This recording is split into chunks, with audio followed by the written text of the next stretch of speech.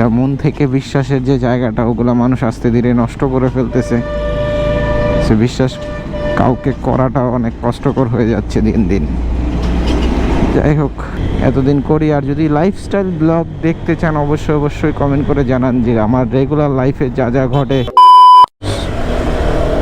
যাক, ভালো একটা দিন কাটছে। রমজানের দিন বেশি একটা দিন বের হই না, মানে দিনের বেলা তো বের হই না, যাও এই ইফতার পার্টি উপলক্ষে বের হইলাম। So thank you so much Siam তোমাকে ভাইয়া ইনভিটেশন করার জন্য। আসলে মানে পার্সোনালি এখন তো কোনো গ্রুপের সাথে আমি নেই। সো অনেকেই যারা পার্সোনালি ইনভাইট করে, পার্সোনাল মানুষের কাছগুলাই যাই। সো গেলে ভাল লাগে অনেকের সাথে। আর আমি নেতেও বাইক নাই, কারোর কাছে যাইতেও কেমন জানি লাগে। নিজের বাইক থাকলে তো যাওয়া আসা হয়, কথা হয় রেগুলার।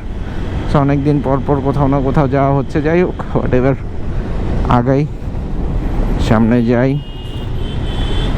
গিয়ে রিল্যাক্সে বাসায় যাই, গিয়ে দেন হচ্ছে একটু রেস্ট করি। কালকে সকালে কিছু কাজ আছে, সেই কাজগুলোও করতে হবে।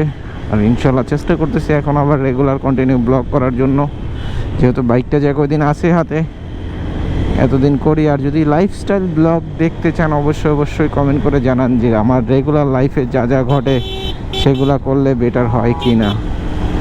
সো যদি ওইটাও হয় জানাইলে আপনারাও সেটাও করব, রেগুলার ব্লগ দিতে থাকবো, যাই হয় না হয়।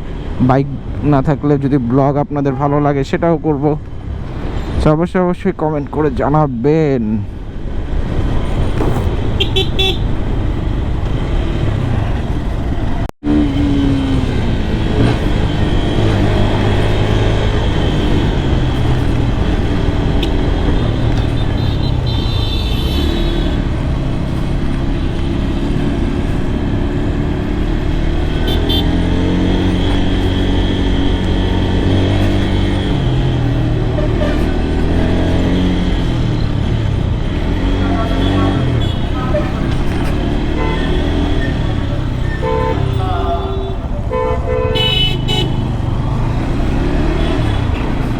ঈদের সময় হইলে ঢাকা শহর এমন সাজানো গোছানো থাকে, সে লাইটিং করে পুরা ফাটায় ফেলছে।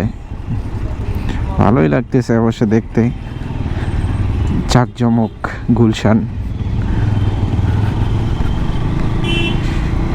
গুলশানে তো আসা হয় না এখন, আর আসা হয় নাকি, বেরিতে হওয়া হয় না। ও আল্লাহ ভরসা, সব কিছু আল্লাহ তাআলা ঠিক করে দিবেন ইনশাআল্লাহ। মানুষকে খুব খোলাসাভাবে বিশ্বাস করতে নাই ভাই। একটা মন থেকে বিশ্বাসের যে জায়গাটা, ওগুলো মানুষ আস্তে ধীরে নষ্ট করে ফেলতেছে। সে বিশ্বাস কাউকে করাটা অনেক কষ্টকর হয়ে যাচ্ছে দিন দিন। যাই হোক, একদিন বলবো কেন এই কথা বললাম, সময় হোক।